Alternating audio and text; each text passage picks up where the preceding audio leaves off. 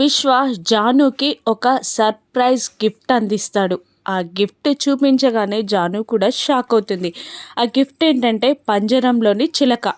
Janu పంజరాన్ని open చేసేసరికి మెల్లిగా చిలక నడుచుకుంటూ బయటికి వస్తుంది. అప్పుడు విశ్వ అది ఎగిరిపోయే చిలక కాదు జాను, మాట్లాడే చిలక అని అంటూ ఉంటాడు.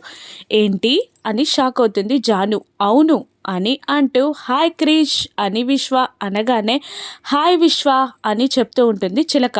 కమాన్ క్రిష్ అని అంటూ జాను చిలకని తన చేతిపైకి ఎక్కించుకుంటాడు.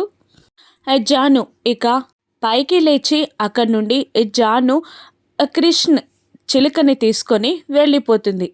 చూసావా నా సర్ప్రైజ్డ్ గిఫ్ట్ ఎలా ఉందో అని జైతో అంటుంటాడు విశ్వ. ఇప్పుడు మీ ఇద్దరి మధ్యలోకి చిలకని తీసుకొచ్చాను. అది నువ్వేం చేశావో అన్నీ చూస్తుంది, వింటుంది. ఆ తర్వాత జానుకి కూడా చెప్తుంది. ఇప్పుడు చిలకని మాత్రమే తీసుకొచ్చాను. ఆ తర్వాత మీ ఇద్దరి మధ్యలోకి ఏం తీసుకొస్తానో నువ్వే చూడు అని జైకి వార్నింగ్ ఇస్తాడు విశ్వ. ఇప్పుడు చిలకని జై ఏం చేస్తాడో రానున్న ఎపిసోడ్స్లో చూద్దాం. Thank you for watching.